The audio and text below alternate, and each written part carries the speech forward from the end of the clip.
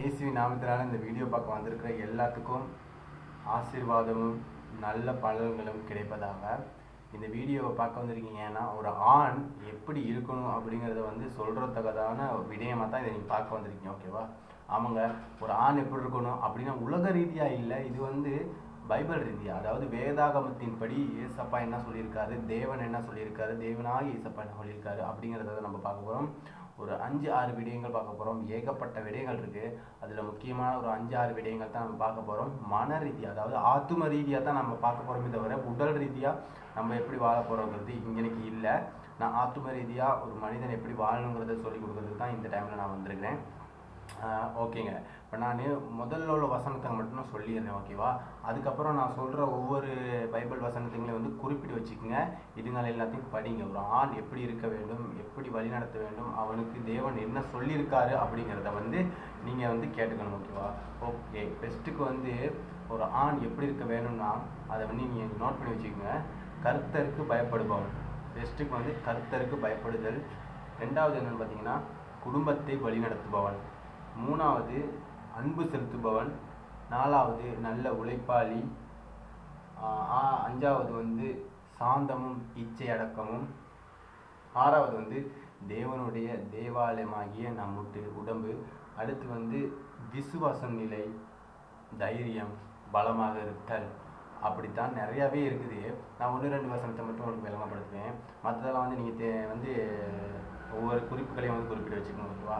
Okay, கர்த்தருக்கு பயப்படுதல். First கர்த்தருக்கு பயப்படுதல். கர்த்தருக்கு பயப்படுதுன்னா நீங்கள் என்ன நினச்சிக்கிருக்கீங்க? நீங்கள் ஒரு மனுஷன் ஒரு கம்பெனியில் வேலை செய்கிறீங்க. நீங்கள் ஒரு கம்பெனியில் வேலை செய்யக்கூட உங்களோட பாஸ் என்ன சொல்லுவார்? நாளைக்கு இந்த டைமுக்கு வேலைக்கு வந்துடணும், இல்லைனா இந்த அளவுக்கு நான் உனக்கு சம்பளத்தை கொடுக்க மாட்டேன், கழிச்சிருவேன் அப்படின்னு சொல்லுவார். நீங்கள் உலக ரீதியாக வேலை செய்யக்குள்ளேயே உங்கள் பொஸ்ஸுக்கு எவ்வளோ அடிமையாக வேலை செய்கிறீங்க, பயத்தில் வேலை செய்கிறீங்க. காலையில் வெள்ளனையாக போகணும், வேலையை செய்யணும் அப்படிங்கிறதுக்காக நீ காலையிலே பார்த்தீங்கன்னா ஓடி ஓடி வேலை செஞ்சு கஷ்டத்தை கொடுக்குறீங்க. ஓகேவா? அவனுக்கு பயந்துக்கிட்டு, அதாவது உங்கள் பொஸ்ஸுக்கு பயந்துக்கிட்டு வெள்ளனையாக போகிறீங்க. ஓகேவா? அதெல்லாம் எந்த ஒரு குற்றமும் இல்லை. ஆனால் கர்த்தருக்கு பயப்படுறீங்களா? நீங்கள் உலக ரீதியாக தான் ஓடிக்கிட்டு உங்கள் பொஸ்ஸுக்கு உங்கள் மரியாதை கொடுக்குறீங்கன்னு தவிர கர்த்தருக்கு பயப்படுறீங்களாங்கிறது இப்போ நம்ம பார்ப்போம். ஓகேவா? வசனத்தின் ஊடாக பார்ப்போம். நான் வாயில் அடிச்சு உள்ள வசனத்தின் ஊடாக பார்ப்போம். நீதிமொழிகள் 9:10 நான் எடுத்தே வச்சுருக்கேன். 9ஆம் அதிகாரம் 10வது வசனத்தில் என்ன சொல்கிறாருன்னா, கர்த்தருக்கு பயப்படுதலே ஞானத்தின் ஆரம்பம், பரிசுத்தரின் அறிவோ அறிவு. எனக்குதா? கர்த்தருக்கு பயப்படுதல் தான் ஞானத்தின் ஆரம்பம். அவன் ஞானம் வந்தாலே நம்மளுக்கு எப்படி வந்துடும்? கர்த்தருக்கு பயப்பட்டுருவோம். அந்த ஞானமும் உலக ஞானத்திலேருந்து வர்றதில்லை, ஏசப்பா கிட்டேருந்து வர்ற ஞானத்தினால மட்டும்தான் நம்ம கர்த்தருக்கு பயப்படுவோம். கர்த்தருக்கு பயப்படுபவன் உலகை ஆளுவான். இந்த கர்த்தருக்கு பயப்படுவன் இந்த பைபிளின் வசனத்தின்படி வாழ்வான். அவன் இந்த உலகை ஆண்டு கொள்வான். அவனே ஒரு சிறந்த ஆணின் முதல் அடையாளம். ஓகேவா? 2வது வசனம் என்ன சொல்லுது பார்த்தீங்கன்னா, குடும்பத்தை வழிநடத்துபவன். குறித்து வச்சுக்கோங்க. எபேசியர் 5:23. குடும்பத்தை வழிநடத்துபவன் யார்? ஒரு ஆண். ஒரு ஆணின் விழா எலும்புலேருந்து தான் ஒரு பெண் எடுக்கப்பட்டாங்க. ஓகேவா? அதனால் குடும்பத்தை வழிநடத்துறது ஒரு ஆணாமைத்தான் இருக்கணும். தான் குடும்பத்தில் என்ன பிரச்சனைக்கு வருதுன்னு எல்லாம் பார்க்கணும். வீட்டில் என்ன குறைபாடுகள்னு பார்க்கணும். என்ன சாப்பாடு சாமான் குறையுதா, இல்லைன்னா அதுங்களை மட்டும் நீங்கள் பார்த்துக்கிட்டு இருக்கக்கூடிய சரி வராது. ஆனால் நம்மளுக்கு பின்னுக்கு வர சந்ததி, நம்ம தாய் தந்தை, நம்மளுடைய ஒய்ஃபு, நம்மளுடைய பிள்ளைகள் எல்லாத்துக்கும் பார்த்தீங்கன்னா இந்த வேதாகமத்தை பற்றி நீங்கள் சொல்லிக் கொடுக்கணும். அந்த குடும்பத்தை நீங்கள் தான் வழி நடத்தணும். எந்த ஒரு வழியிலையும் அவங்க தவறி போகாத படிக்கு நீங்கள் தான் வழி நடத்தணும். ஒரு ஆடை எப்படி மேய்க்கிறவன் பார்த்தீங்கன்னா, ஒரு ஆடை எப்படி வழி நடத்துவான்? அவன் சொல்கிற பக்கம் தான் அந்த ஆடு போகும். அந்த மாதிரி தான் உங்களுக்கு உங்கள் குடும்பம் கொடுக்கப்பட்டிருக்கு. ஒரு ஆண் ஒரு குடும்பத்தை வழிநடத்த தெரியலனா அந்த குடும்பம் சின்ன பின்னமாயிரும். அதனால தேவன் 2வது நாள் பார்த்தீங்கன்னா, உங்கள் குடும்பத்தை வழிநடத்த உனக்கு தெரியலனா இந்த வேதத்தை படித்து தெரிஞ்சு வச்சுக்க. எபேசியர் 5:23 நல்லா படித்து வச்சுக்கணும். ஓகேவா? 3வது அன்பு செலுத்துவன். எபேசியர் 5:25. சரியா? முதல்ல சொன்னது நான் எபேசியர் 5:23. இது 5:25. எபேசியர் 5:25 அன்பு செலுத்துவார். ஓகேவா? குடும்பத்தை நீ வழிநடத்த தெரிஞ்சிருக்கீங்க, கர்த்தருக்கு பயப்படுறீங்க, குடும்பத்தை வழிநடத்துறீங்க. அடுத்து அன்பு. உங்களுக்கு அன்பு இல்லைன்னா உலகத்தில் யாருக்கிட்டையுமே உங்களுக்கு எதுவுமே செய்ய முடியாது. ஓகேவா? ஆமாங்க, உங்களுக்கு அன்பு இருந்துச்சுன்னா அவங்களோட போட்டி இருக்காது, பொறாமை இருக்காது, எந்த ஒரு பயமும் இருக்காது.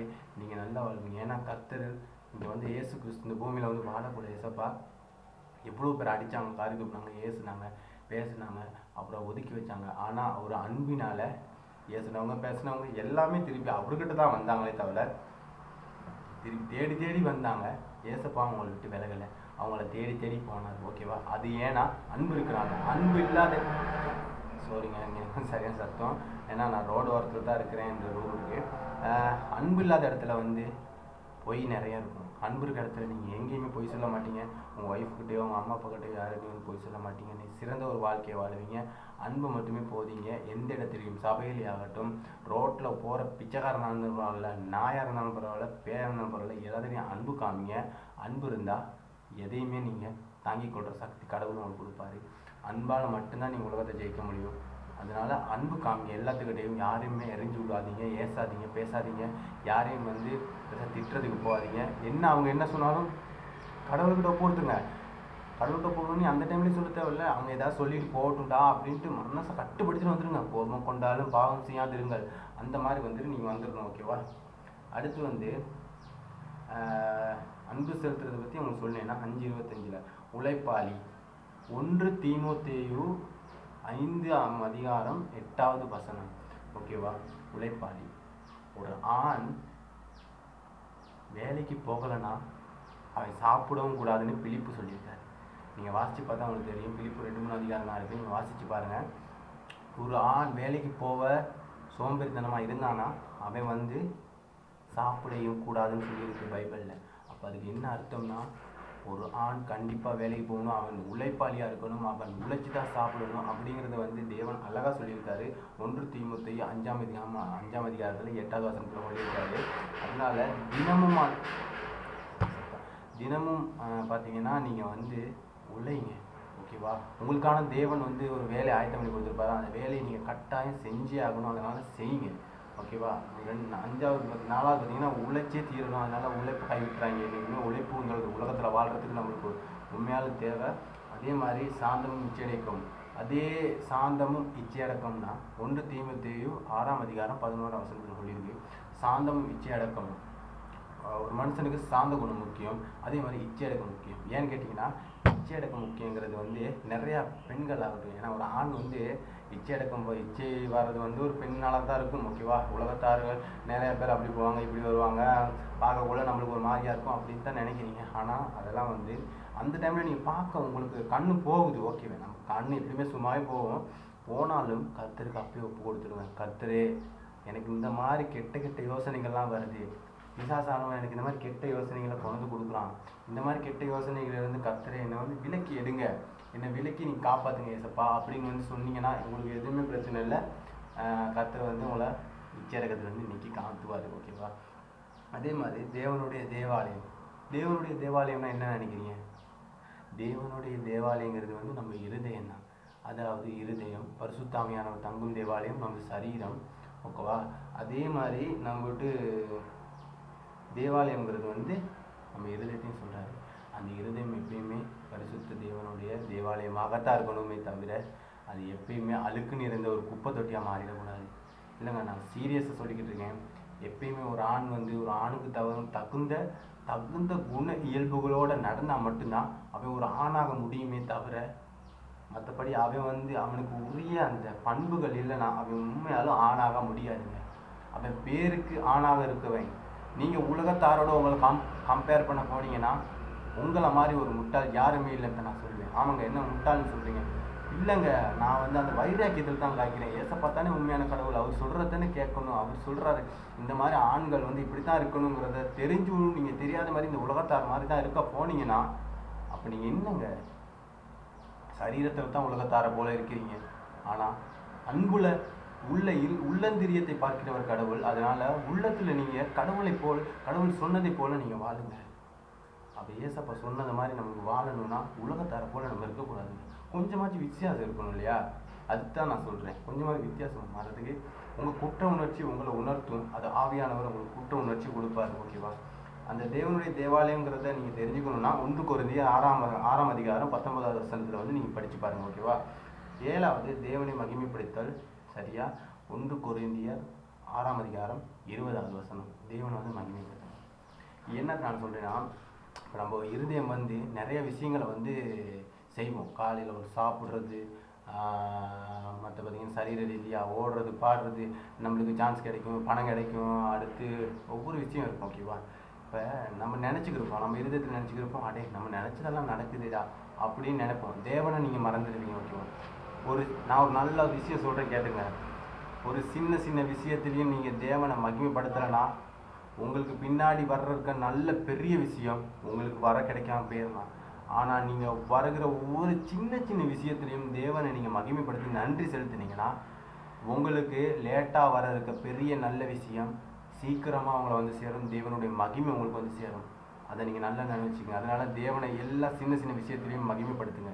ஓகேவா? இந்த வசனத்தை நல்லா நோட் பண்ணி வச்சுங்க. 1 கொரிந்தியர் 6:20 வசனம்.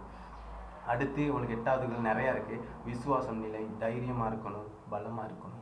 அதெல்லாம் பலமாக இருக்கணும், விசுவாசம் நிலை, தைரியமாக இருக்கணும். இதெல்லாம் ஒரு ஆண்களுக்கு உள்ள சுபாவம். தைரியமாக இருக்கணும்னு சொன்னோன்னே அவன் சண்டைக்கு வரான், அவன் கூட நான் போயிட்டு எழுத்து நிற்க போகிறேன், அடிக்க போகிறேன், அவனை அப்படி இல்லை.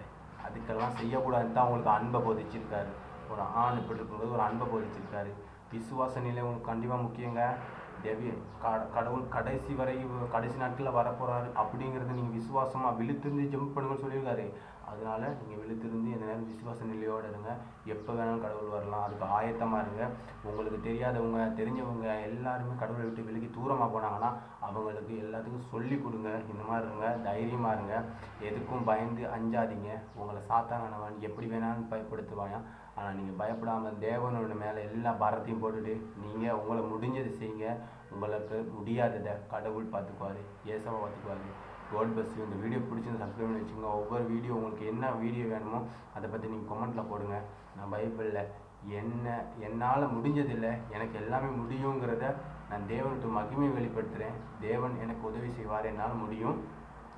அதை நான் உங்களுக்கு கொண்டு கொடுக்குறேன். நீங்கள் கேட்டு அதன்படி நீங்கள் படிச்சுட்டு கேட்டுட்டு இப்படியே வெறுமனே போகாமல் அதன்படி கொஞ்சம் நடக்கிறதுக்கு ட்ரை பண்ணுங்க. கடைசி காலம் ஓடிக்கிட்டு இருக்கு. ப்ளீஸ் காய்ஸ், நான் உங்களுக்கு எஞ்சி கேட்குறேன். நானும் உங்கள் மாதிரி ஒரு பையன்தான். ப்ளீஸ் காய்ஸ், திருந்த பாருங்கள். எல்லாமே நீங்கள் வந்து நல்ல விஷயமா எடுத்துக்கங்க. யாரையும் வந்து துன்பத்து போகாதீங்க. கடவுள்கிட்ட மகிமை உங்களுக்கு வெளிப்படணும்னா கடவுள் சொல்கிறப்படி நடங்க.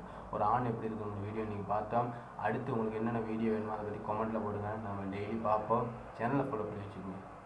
God bless you guys.